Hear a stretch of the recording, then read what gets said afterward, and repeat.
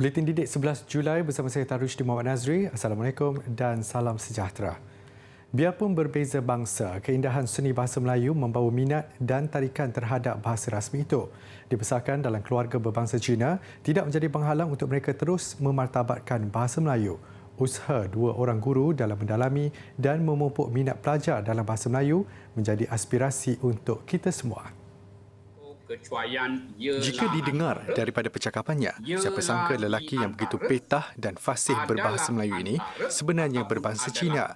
Biarpun mendapat didikan awal di Sekolah Jenis Kebangsaan Cina, minat Cikgu Teo Wei Sing terhadap bahasa Melayu didorong oleh guru-guru di sekolahnya selain menetap di kawasan kejiranan Melayu. Dalam sesi pengajaran cikgu menggunakan bahasa yang lebih mudah. Apabila cikgu menggunakan bahasa yang lebih mudah, sudah tentu kalau kita lihat murid-murid lebih mudah untuk memahaminya.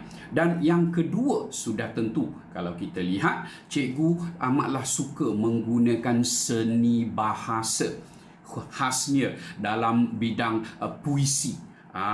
Apabila cikgu mengajarkan puisi-puisi secara tidak langsung, Cikgu Teo memperkenalkan keindahan bahasa Melayu ini kepada murid-murid yang ada. Cikgu Teo kini berkhidmat di SMJK Tanah Putih sebagai guru bahasa Melayu dan kesusasteraan Melayu. Selain di sekolah, pada usia 39 tahun, beliau juga giat memartabatkan bahasa Melayu melalui pelbagai cara. Ternyata usahanya itu membuahkan hasil apabila anaknya juga petah berbahasa Melayu malah boleh berpantun. Putera sulung pemangku raja, cemerlang amat mentadbir negeri. Raja dan rakyat berpisah tiada, bijak memerintah makmur negeri. Cinta dan minat yang mendalam terhadap bahasa Melayu turut menjadi ikutan anak muridnya Wang Wee Fong yang kini berkhidmat sebagai guru bahasa Melayu di SMJK Chong Hua, Kuala Lumpur. Sejak di bangku sekolah di bawah bimbingan Cikgu Teo, Cikgu Wang menyertai pelbagai pertandingan mendeklamasi puisi, perbahasan, pidato dan syarahan bahasa Melayu. Saya lihat ia sebenarnya merupakan satu tanggungjawab bagi setiap warga Malaysia untuk mencintai dan juga mempunyai rasa megah terhadap bahasa kebangsaan kita ini. Jadi sebagai seorang pendidik pada hari ini, saya sentiasa cuba untuk mencetuskan inspirasi kepada anak-anak murid saya yang terdiri daripada pelbagai kaum. Melayu ada, Cina ada, India pun ada, untuk menerapkan rasa cinta terhadap bahasa dalam jiwa mereka. Baru 3 tahun berkhidmat sebagai guru bahasa Melayu, Cikgu Wang akui cabaran yang tinggi dalam memupuk minat dan cinta terhadap bahasa itu, lebih-lebih lagi di zaman moden ini. Namun pendekatan tertentu digunakan untuk membimbing pelajar-pelajarnya. Untuk menguasai bahasa Melayu, izinkan saya untuk kongsikan 3 B. B yang pertama, banyak membaca. B yang kedua, banyak menulis. B yang ketiga, berani berbahasa. Berani berbahasa Melayu. Dan saya yakin dan percayalah kemahiran bahasa Melayu dalam kalangan murid-murid sekolah kita pada hari ini pasti dapat ditingkatkan kalau kita yakin dan kita mencintai bahasa kita sendiri. Sampai ke pangkal lengan. Baiklah, sama-sama kita lihat. Pengajaran dan pembelajaran di rumah PDPR menjadi cabaran terhadap murid berkeperluan khas MBK. Sesi persekolahan sebelum ini melalui program pendidikan khas integrasi PPKI berdepan kesukaran untuk membiasakan diri dengan perubahan norma baharu. Sebagai usaha membantu mereka serta ibu bapa mengatasi cabaran itu, Persatuan Ibu Bapa dan Guru Sekolah Menengah Kebangsaan Selayang Baru menganjurkan seminar khas.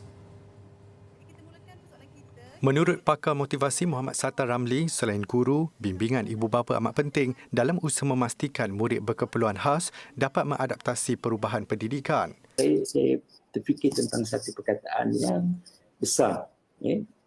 Atau boleh saya kongsikan dua. Satu daripada ini adalah reflection.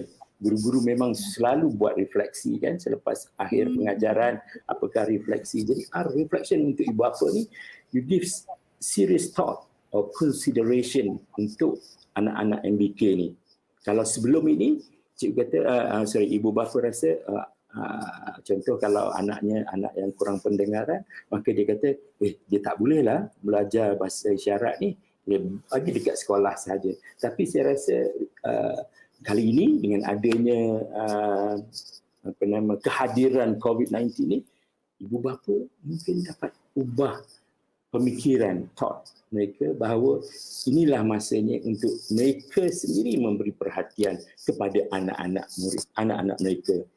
Tambahnya, guru dan ibu bapa saling melengkapi untuk memastikan potensi MBK terus berkembang ketika pandemik COVID-19.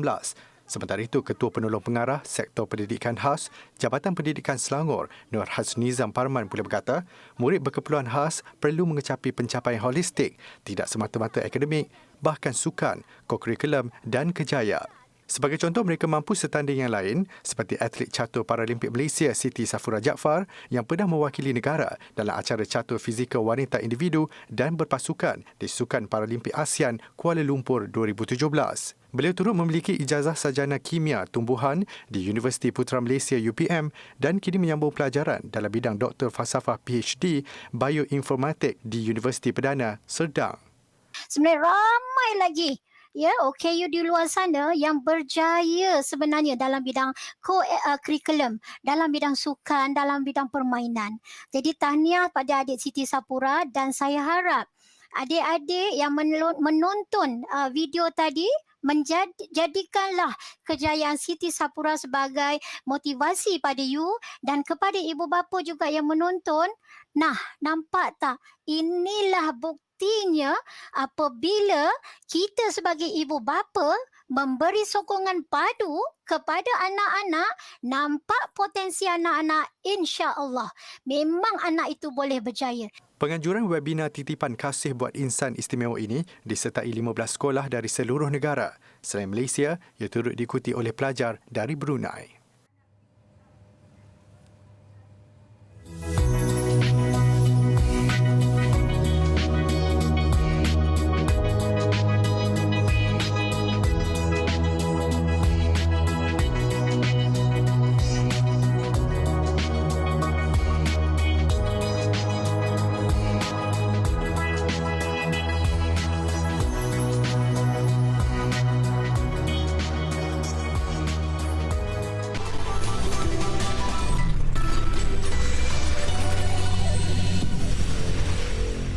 Kadar vaksinasi bagi setiap 100 penduduk di Malaysia mencatat rekod apabila kini melepasi United Kingdom.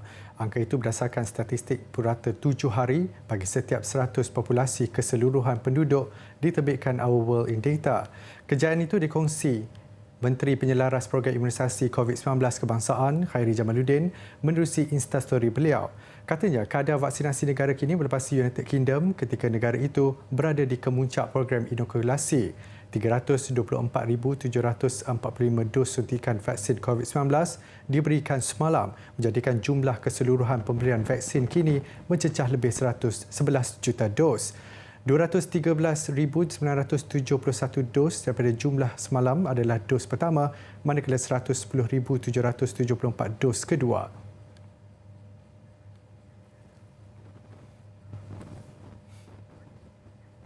Beberapa lokasi rekreasi di Terengganu kembali dibuka kepada orang ramai untuk melakukan aktiviti riadah seperti senaman, berjoging dan mendaki bukit. Antara lokasi yang menjadi tumpuan ialah di Bukit Besar di Kuala Terengganu yang sebelum ini terpaksa ditutup hampir 2 bulan akibat Perintah Kawalan Pergerakan PKP. Rata-rata pengunjung yang ditemui berkata kelonggaran yang diberi kerajaan membolehkan mereka meneruskan gaya hidup sihat di luar. Setelah lama terkurung, mereka berasa kembali bertenaga setelah mendaki selain menikmati pemandangan dari puncak Bukit Besar di ketinggian 156 meter ini. Namun SOP ketika melakukan aktiviti riadah seperti penjarakan dan sentuhan fizikal tetap dipatuhi. Saya bersyukur sangat sebab lepas pada PKP tu kita dapat balik naik Bukit Besar untuk melakukan aktiviti. Yang selama ni ialah kita kena berkurung, duduk di rumah. So, Alhamdulillah naik balik. Rasa seronok dan lega lah sebab hiking ni is actually satu aktiviti yang saya suka jugalah. Setiap minggu memang saya akan naik Bukit Besar ni dan hampir 2 bulan tak dapat panjat. Dan teruja kot lah sebab terkurung lama kat rumah, bosan. Lepas tu boleh mari atas Bukit Besar ni rasa gembira lah. Semua aktiviti sukan dan rekreasi secara individu dan tidak bersentuhan fizikal dibenarkan di Terengganu setelah negeri itu beralih ke fasa 2 Pelan Pemulihan Negara PPN sejak 5 Julai lalu. Lading tajam sebelah. Maksudnya, suka menerima pemberian tetapi tidak mahu membalas pemberian atau tidak mahu memberi.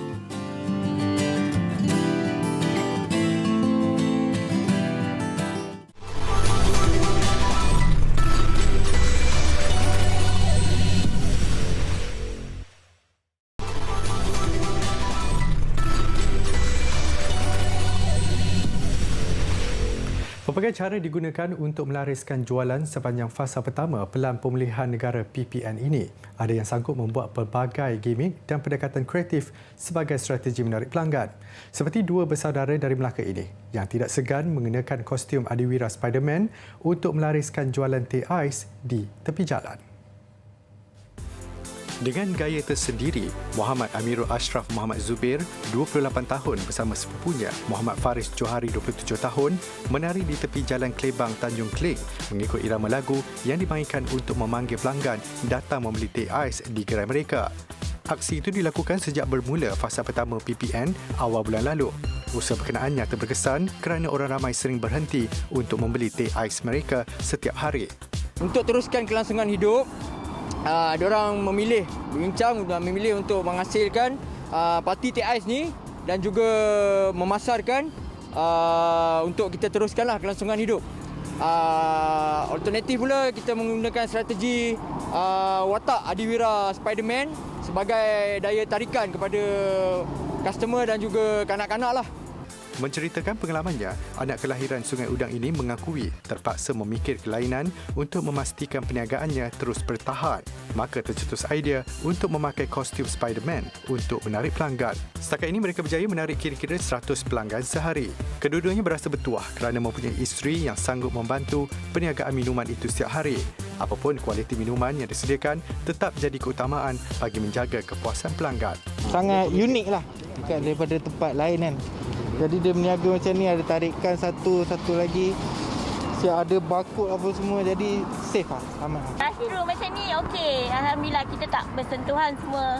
Supaya macam tu drive-thru, alhamdulillah. Air dia memang rasa padu, memang terbaik. Untuk kanak-kanak memang sesuai lah. Untuk orang dewasa pun sesuai, air yang memang sesuai. Lagi satu, kita boleh simpan dan kita boleh sejuk dan boleh minum lagi sekali. Apa yang penting, pelanggan dipastikan mematuhi SOP ketika singgah secara pandu lalu bermula jam 1 tengah hari hingga 7 malam.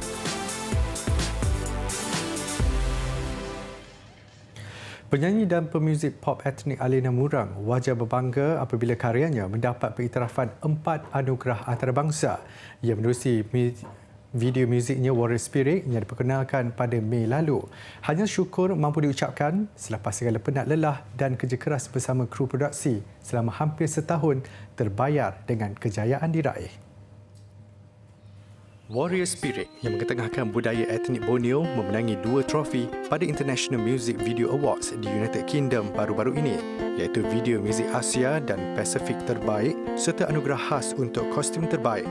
Menyusul kejayaan itu adalah anugerah khas juri di Anugerah Filem Los Angeles, Amerika Syarikat, video muzik terbaik di Anugerah Filem Antarabangsa Rom, Itali serta video muzik terbaik dan filem etnografik terbaik di Anugerah Filem Antarabangsa New York. Dalam temu bual dengan berita harian, Elina mengakui sangat berbangga apabila karyanya membuka mata penggiat seni luar negara. Malah selepas menonton Warrior Spirit, mereka mahu mengetahui lebih lanjut tentang Malaysia. Gadis berdarah Dayak dan Kelabit ini mendedahkan proses penghasilan video muzik mengambil masa lama disebabkan terikat dengan PKP. Penggambarannya dilakukan di Pulau Indah dan Kebun Durian di Kuala Kubu Baru, Selangor. Warrior Spirit adalah single daripada album terbaru Elina, Sky Songs, yang boleh didapati di semua platform digital utama.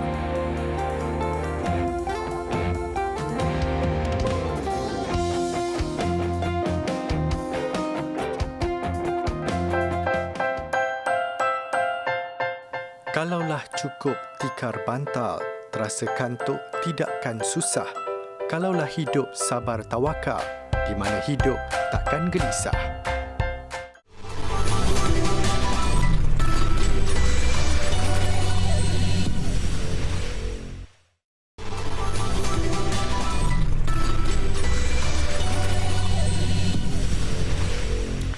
Sukan. Lionel Messi menjulang trofi sini utama pertama bersama Argentina selepas jaringan Angel Di Maria membantu pasukannya menewaskan tuan rumah Brazil 1-0 di perlawanan akhir Copa America pagi tadi. Kemenangan di Stadium Maracana itu mengakhiri penantian 28 tahun Argentina untuk menjulang trofi kejuaraan utama. Bandaraya Rio de Janeiro menjadi tumpuan yang menemukan dua seteru Amerika Selatan iaitu Argentina dan Brazil di perlawanan akhir Copa America.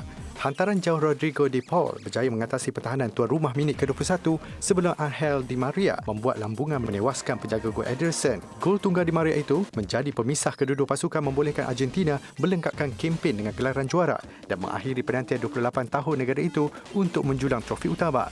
Lebih bermakna ia juga kejuaraan sulung utama ketua pasukan Messi di peringkat sini antarabangsa selepas memenangi pingat emas Sukan Olimpik 2008 dan Piala Dunia bawah 20 tahun pada 2005. Kekalahan 0-1 itu menamatkan rekod tanpa kalah Brazil sejak November 2019 selepas kali terakhir juga tewas kepada Argentina dalam perlawanan persahabatan antarabangsa di Arab Saudi. Neymar terus kemarau kejuaraan di pentas antarabangsa selepas gagal membantu Brazil mempertahankan kejuaraan 2 tahun lalu. Manakala La Albiceleste merangkul kejuaraan ke-15 mengulangi kejayaan 1993 di pentas sama ketika dua jaringan legenda mereka Gabriel Batistuta mengecewakan Mexico 2-1 di perlawanan akhir di Ecuador.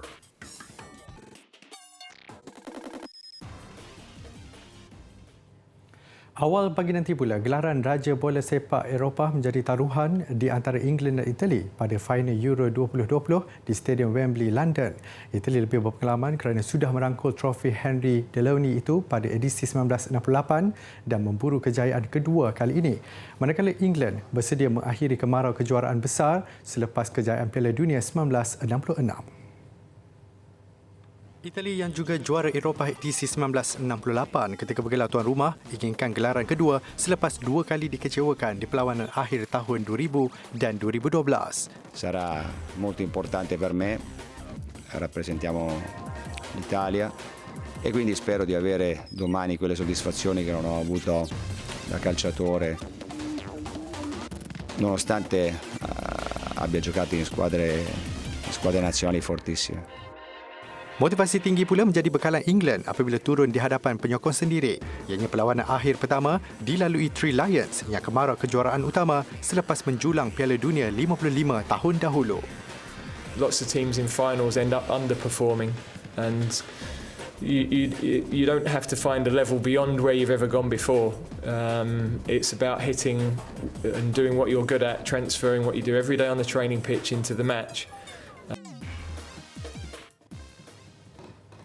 12 hari menjelang Sukan Olimpik Tokyo, cabaran kontingen negara terus bersemarak dengan pelancaran lagu tema Demi Malaysia nyanyian artis popular tanah air, Awi, Jacqueline Victor dan Naim Daniel. Sama-sama kita zahirkan sokongan tidak berbelah bahagi buat atlet negara. Saya Tarushdi Muhammad Nazri, salam hormat dan Assalamualaikum.